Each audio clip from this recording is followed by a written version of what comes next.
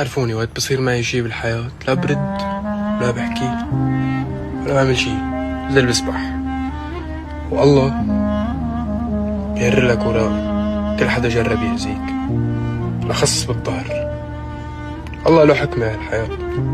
بالأخص الشخصية العامة بطلع عليه مليون خبرية وما في يقعد يجاوب واحد واحد. فتروك الخبرية دام انت بتعرف حالك، بتعرف انت شو عملت مع الناس ومين داعم ومع مين موقف ومين. كتير قصص حلوة، وقف وتفرج عليهم، ربك حيبين لك كل شي. فأنا زلمة مبسوط. فحكمة اليوم الأخيرة لا تغبرني لما حدا يعني يغدرك كرمال أي شي بالحياة هو مفكر إنه حيكون مبسوط فيه.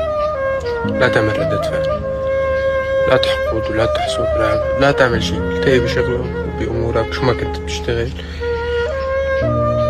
حتصير قصص حلوة بتفاجئك، لأنه الله بيحب الناس اللي مثلنا اللي ما بتأذي.